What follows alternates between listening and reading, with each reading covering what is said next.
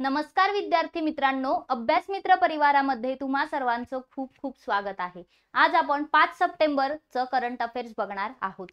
लेक्चरला सुरुवात करण्याआधी जे नवीन विद्यार्थी आहेत त्यांच्यासाठी आपण कंबाईन फाउंडेशन बॅचचे ऍडमिशन सुरू केलेले आहेत। 10 तारखेपासून लेक्चर सुद्धा सुरू होतील। लाईव्ह प्लस रेकॉर्डेड अशी ही बॅच तुम्ही परचेस करू शकता फक्त 4999 रुपयात, ज्यामध्ये सगळे सब्जेक्ट शिकवले जातील। वर्षभराची व्हॅलिडिटी आहे। बीएमसी भरती बॅच सुद्धा आपल्याकडे आहे, तसंच पोलीस भरती बॅच सुद्धा आहे। तर या बॅचेस सरळ सेवेच्या ऍप्लिकेशन वरती तुम्हाला मिळतील, अभ्यास मित्र सरळ सेवेवर। अगेन याची फी फक्त 499 रुपये इतकी आहे। इतर काही आपल्या नोट्स आहेत सर्व विषयांच्या, या सुद्धा अभ्यास मित्राच्या ऍप्लिकेशन वरून तुम्ही फक्त 99 रुपयामध्ये परचेस करू शकता। तर नक्कीच ऍप्लिकेशन डाउनलोड करा, लॉग इन करा आणि जी बॅच हवी आहे किंवा नोट्स हवा आहे त्या तुम्ही इथून परचेस करू शकता। तसंच आपलं टेलिग्राम चॅनल आणि इंस्टाग्राम पेज फॉलो करून ठेवायचं आहे, त्यावर अपडेट्स तुम्हाला आणि अभ्यासाविषयी काही गोष्टी मिळत जातील। चला तर मग 5 सप्टेंबर 2024च्या करंट अफेअर्सला सुरुवात करूया। पहिला प्रश्न बघा, सध्या पॅरिस पॅरा ऑलिम्पिक सुरू आहे। आपल्या नॉर्मल ऑलिम्पिक मध्ये तरी गोल्ड नाही आले, बट पॅरा ऑलिम्पिक मध्ये आलेले आहेत। बरेचसे मेडल भारताला मिळालेले आहेत, सो नक्कीच एक आनंदाची गोष्ट आहे। तर पॅरिस पॅरा ऑलिम्पिक 2024 मधील पॅरा बॅडमिंटन पुरुष एकेरी SL3 स्पर्धेमध्ये नितीश कुमारने कोणतं पदक जिंकलेलं आहे? तर मित्रांनो, नितीश कुमारने गोल्ड मेडल जिंकलेलं आहे, सुवर्ण पदक जिंकलेलं आहे। जी पॅरा बॅडमिंटन पुरुष एकेरी स्पर्धा होतीये, ठीक आहे, SL3 वर्गाची, तर त्यामध्ये जर तुम्ही पाहिलं तर गोल्ड मेडल जिंकलेलं आहे। आणि याआधी अवनी लेखारा जी आहे तर तिने पॅरिस पॅरा ऑलिम्पिक मध्ये महिलांची जी 10 मीटरची एअर रायफल स्टँडिंग होती SH1 कॅटेगरी, त्यामध्ये तिने फर्स्ट गोल्ड जिंकलं होतं पॅरा ऑलिम्पिक मधलं, ठीक आहे। सो नितीश कुमार कुठला आहे? हरियाणा राज्यातील आहे। सो हे गोल्ड 2 लक्षात ठेवायचे आहेत आपल्याला। त्याचबरोबर हे जी पॅरा ऑलिम्पिक सध्या सुरू आहे पॅरिसमध्ये, फ्रान्समध्ये सुरू आहे। 28 ऑगस्ट पासून 8 सप्टेंबर पर्यंत ही स्पर्धा चालणार असून ही 17वी आवृत्ती आहे। 2024 चे हे उन्हाळी पॅरा ऑलिम्पिक सुरू आहे। मित्रांनो, पुढचा प्रश्न, संरक्षण आणि निवृत्ती वेतनधारक माजी सैनिक आणि त्यांच्या कुटुंबियांना मदतीसाठी जे प्रोजेक्ट नमन सुरू करण्यात आलं होतं, हे कोणी सुरू केलं असा हा प्रश्न आहे। मी ऑलरेडी तुम्हाला सांगितलेलं आहे की भारतीय सैन्याने, इंडियन आर्मीने हा प्रोजेक्ट सुरू केलेला आहे किंवा हा प्रोजेक्ट नमन सुरू केलेला आहे। सो त्याचा फर्स्ट फेज सुरू आहे आणि यामध्ये जे निवृत्ती वेतनधारक आहेत किंवा जे काही माजी सैनिक आहेत आणि त्यांचे कुटुंबीय आहेत, तर त्यांना हेल्प करण्यासाठी हा जो प्रोजेक्ट आहे, ही सेवा जी आहे ती सुरू केलेली आहे। सो यासाठी एक सुलभ सुविधा केंद्र म्हणून हे काम करतंय आणि याचा फर्स्ट फेज सुरू आहे। त्यामध्ये नवी दिल्ली, जालंधर, लेह, डेहराडून, लखनौ, जोधपूर, बेंगलोर, गोरखपूर, झांसी, सिकंदराबाद, सागर, गुंटूर, अहमदाबाद आणि बेंगलोर अशा देशभरातील जे काही महत्त्वाचे शहर आहेत त्या ठिकाणी 14 सामायिक सेवा केंद्र सुद्धा स्थापन करण्यात आलेली आहेत। सो इंडियन आर्मीची स्थापना 1 एप्रिल 1895 ला झाली असून नवी दिल्ली येथे त्याचं मुख्यालय आहे आणि लेफ्टनंट जनरल उपेंद्र द्विवेदी हे काय आहेत? लष्कर प्रमुख आहेत। पुढे जाऊया, India post payment bank IPPB। बघा, आजकाल जे लाडकी बहीण योजनेचे पैसे येत आहेत, तर ज्यांच्या आधार लिंक नव्हते, तुमच्या घरात पण किंवा तुमच्या आजूबाजूची रिलेटिव्ह कोणतरी असेल की जे जाऊन पोस्ट बँक मध्ये खातं ओपन करताय। सो या ज्या पोस्टल बँक आहेत या 2024 मध्ये त्यांनी त्यांचा 7वा स्थापना दिवस साजरा केलेला आहे। तर तो कधी साजरा केला, कोणत्या तारखेला? तर 1 सप्टेंबर। कधी? 1 सप्टेंबरला साजरा केलेला आहे। 2017 मध्ये 1 सप्टेंबरला या इंडियन पोस्टल पेमेंट बँकची स्थापना झाली होती, ठीक आहे। सो ही जी जर तुम्ही पाहिलं तर यांचा 7वा वर्धापन दिन यांनी साजरा केलेला आहे। सो यामध्ये संपूर्ण भारतामध्ये जे इन्क्लुसिव्ह आपण ग्रोथ करतोय किंवा जो सगळ्यांना घेऊन आपल्याला पुढे जायचे, सर्वसमावेशक विकास, ठीक आहे, तर सगळ्यांपर्यंत त्या अकाउंट्स पोहोचवण्यासाठी यांचा रोल आहे। सो ही जी बँक आहे ही 100% सरकारी मालकीची बँक आहे आणि यामध्ये जर तुम्ही पाहिलं तर मंत्रालयाचा जो पोस्ट विभाग आहे त्याच्या अंतर्गत हे येतं आणि 2018 मध्ये हे लॉन्च करण्यात आलं होतं, मी चुकून 2017 म्हटलं। सो IPPB जे आहे Indian postal payment bank, so यांचं उद्दिष्ट काय आहे तर सामान्य माणसांना सुलभ, परवडणारी आणि विश्वासार्ह बँक तयार करायचं। 0 बॅलन्स अकाउंट पण ओपन करू शकता। पुढे असा प्रश्न आहे की जी फिक्कीचं यंग युथ, बरोबर, young leaders youth icon award 2024 ने कोणाला सन्मानित करण्यात आलेला आहे उत्कृष्ट कामगिरीसाठी त्यांच्या फील्डमध्ये? तर मित्रांनो नीरज चोप्रा आणि आयुष्मान खुराना या दोघांना सुद्धा फिक्कीने काय केलेलं आहे, young leaders youth icon award 2024 ने सन्मानित केलेलं आहे. तर बॉलिवूड मध्ये आहे बरोबर सुपरस्टार आयुष्मान खुराना आणि ऑलिम्पिक सुवर्ण पदक विजेता मागच्या वेळी नीरज चोप्रा यांनी FICCI young leaders youth icon award 2024 ने यांना सन्मानित करण्यात आलेला आहे. यावेळी नीरज चोप्राला काय मिळालेलं आहे, सिल्वर मेडल मिळाले. सो फिक्की यांच्या संबंधित जर पाहिलं तर जे काही उत्कृष्ट कामगिरी करताय हे लोक त्यांच्या क्षेत्रात किंवा कोणी असेल त्यांच्या क्षेत्रात जर चांगली कामगिरी करत असेल तर अशा तरुण नेत्यांसाठी त्यांच्या एक कामगिरीला एक कौतुकाची थाप म्हणून हा अवॉर्ड देते. तर या पुरस्काराने आयुष्मान खुराना हा पहिलाच बॉलिवूड अभिनेता सिलेक्ट झालेला आहे फिक्की कडून. ठीक आहे, पुढचा प्रश्न, 2024 मध्ये कोणता देश इंटरनेट गव्हर्नन्स फोरम IGF च्या 19व्या आवृत्तीचं आयोजन करेल? Saudi Arabia. कोण करणार आहे? सौदी अरेबिया करणार आहे. सो 15 ते 19 डिसेंबर दरम्यान जर तुम्ही पाहिलं तर रियाद मध्ये संयुक्त राष्ट्र इंटरनेट गव्हर्नन्स फोरम जो आहे त्याची 19व्या आवृत्तीचं आयोजन केलं जाणार आहे. आणि याची थीम काय आहे तर आमची मल्टी स्टेकहोल्डर डिजिटल भविष्य तयार करणं हे त्यांची थीम आहे. ठीक आहे, सो 5 दिवस चालणारी ही स्पर्धा आहे. 160 देशांमधील 10,000हून अधिक स्पर्धक यामध्ये सहभागी होणार आहेत. आणि टिप काय आहे तर म्हणजे थोडक्यात जर असं एक एक्स्ट्रा गोष्ट इथे बघायची झाली तर बघा, इंटरनेट गव्हर्नन्स फोरम जे आहे याची 18वी जी वार्षिक बैठक होती ती 8 ते 12 ऑक्टोबर दरम्यान झाली होती 2023 ला. ती जपानमध्ये झाली होती. आता सौदी अरेबियामध्ये होणार आहे. सो सौदी अरेबिया जर पाहिलं तर त्याची राजधानी आहे रियाद. बरोबर, कुठे आहे सौदी अरेबिया? आशियाचाच पार्ट आहे. ठीक आहे, मिडल ईस्ट मध्ये आहे. त्याचबरोबर सौदी रियाल हे त्याचं चलन आहे. क्राऊन प्रिन्स जर क्राऊन प्रिन्स पाहिले त्यांचे तर ते आहेत मोहम्मद बिन सलमान अल सौद.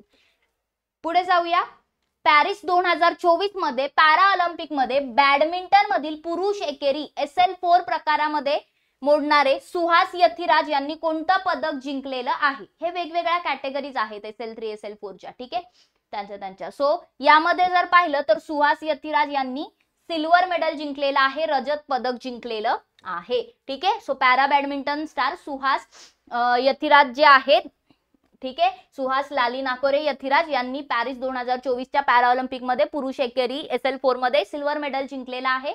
आणि ते भारतातील कर्नाटक राज्यामधील आहेत. आणि 2 पॅरा ऑलिम्पिक मध्ये त्यांनी काय केलेलं आहे, सिल्वर मेडल जिंकलेलं आहे. सो ते पहिलेच भारतीय बॅडमिंटनपटू ठरलेले आहेत पॅरा ऑलिम्पिक मध्ये 2दा सिल्वर जिंकणारे सलग.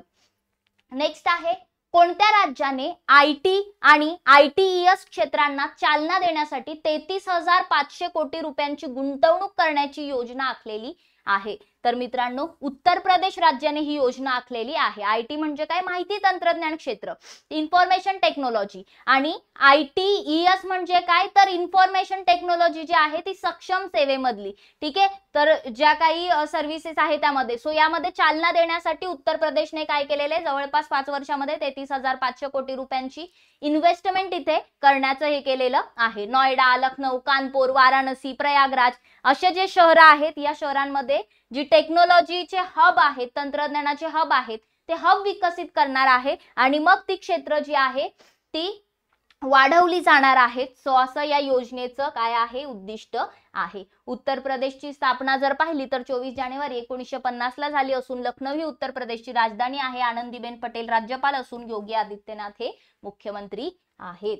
पुढे जाऊया, शीतल देवी आणि राकेश कुमार यांनी पॅरिस पॅरा ऑलिम्पिक 2024 मध्ये मिश्र सांघिक कंपाऊंड तिरंदाजी मध्ये कोणतं पदक जिंकलेलं आहे? तर शीतल देवी आणि राकेश कुमार यांनी कांस्य पदक जिंकलेलं आहे, ब्रॉन्झ मेडल जिंकलंय. ठीक आहे, तर या दोघांनी सुद्धा काय केलेलं आहे, मिश्र सांघिक वालं, ठीक आहे, ग्रुप वालं कंपाऊंड तिरंदाजी जिंकलेली आहे. कांस्य पदक मॅटेओ बोनासिना आणि एलिओनेरा या जोडींचा पराभव त्यांनी केलेला आहे. ठीक आहे, इटालियन होते हे. आणि यामध्ये तिरंदाजी खेळामध्ये भारताचं हे पहिलंच पदक आहे बघा, पॅरा ऑलिम्पिक मध्ये तिरंदाजीमध्ये पहिलंच पदक आहे. सो शीतल देवी बद्दल लक्षात ठेवायचं आहे. नेक्स्ट, फिलिपिन्सने भारतासाठी नवीन व्यवस्थापकीय संचालक MD म्हणून कोणाची नियुक्ती केलेली आहे? तर भारत शेषा यांची नियुक्ती फिलिपिन्सने केलेली आहे भारताची नवीन व्यवस्थापकीय संचालक MD म्हणून. सो भारत शेषा यांची नियुक्ती करण्यात आलेली असून ते गुडगाव मुख्यालय असलेल्या आरोग्य सेवा व्यवस्थापनाचे व्यवसाय जे आहे त्याचं व्यवस्थापन करणार आहेत आणि डॅनियल मॅझोनीची जागा त्यांनी घेतली आहे. फिलिपिन्सची स्थापना 1891 मध्ये झाली होती आणि जर तुम्ही पाहिलं तर ही जी संस्था आहे ठीक आहे तर याचं जर मुख्यालय तसं पाहिलं तर नेदरलँडमध्ये एम्स्टरडॅम इथे आहे. पुढे जाऊया. बिस्लेरी इंटरनॅशनल प्रायव्हेट लिमिटेडने प्लास्टिक कचरा व्यवस्थापन सुधारण्यासाठी कोणत्या राज्य सरकारशी भागीदारी केलेली आहे? तर मित्रांनो गोवा. ठीक आहे, interesting question. Bisleri International Private लिमिटेडने काय केलंय? प्लास्टिक कचरा व्यवस्थापन सुधारण्यासाठी गोवा या राज्याशी भागीदारी केलेली आहे.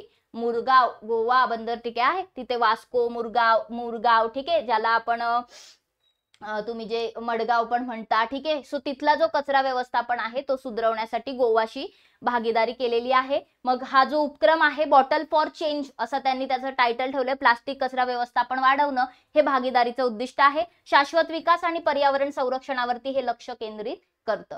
गोव्याची स्थापना 1987 मध्ये 30 मेला झाली होती आणि पणजी ही गोव्याची राजधानी असून प्रमोद सावंत हे मुख्यमंत्री आहेत आणि PS श्रीधरन पिल्लई हे गोव्याचे काय आहेत? राज्यपाल आहेत. पुढे जाऊया. पुढचा प्रश्न. योगेश कथुनियाने पॅरिस 2024 पॅरा ऑलिम्पिक मध्ये पुरुषांच्या डिस्कस थ्रो F56 स्पर्धेत कोणते पदक जिंकलेले आहे? तर मित्रांनो यांनी सिल्वर मेडल जिंकलेला आहे. ठीक आहे, तर हे लक्षात ठेवायचं आहे. मग भारताच्या योगेश कथुनियाने पॅरिस 2024 ची जी पॅरा ऑलिम्पिक होती त्यात सिल्वर मेडल जिंकलं. त्याचबरोबर ब्राझीलचा क्लॉडिन बॅटिस्टा जो आहे त्यांनी 46.86 मीटरचे जे काही पॅरा ऑलिम्पिकचा विक्रम आहे तो बनवला, वर्ल्ड रेकॉर्ड बनवला आणि सुवर्ण पदक जिंकलं. भारतीय नौदलाचे P8I विमान वरुण सराव मध्ये सहभागी होण्यासाठी प्रथमच कोठे पोहोचले आहे? बघा, इम्पॉर्टंट क्वेश्चन. P8I विमान जे आहे तर वरुण सराव मध्ये सहभागी होण्यासाठी ते कुठे गेले?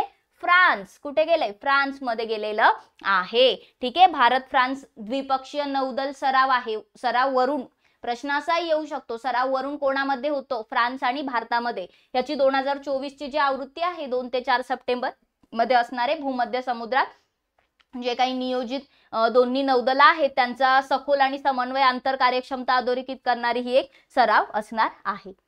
Next question. शेतकऱ्यांचं जीवनमान आणि त्यांची एक चांगले सुधारण्यासाठी जीवनमान सुधारण्यासाठी बेसिकली 14,235.30 कोटी रुपयांच्या किती मोठ्या योजनांना मंत्रिमंडळाने मंजुरी दिलेली आहे? तर किती योजनांना मंजुरी दिली आहे?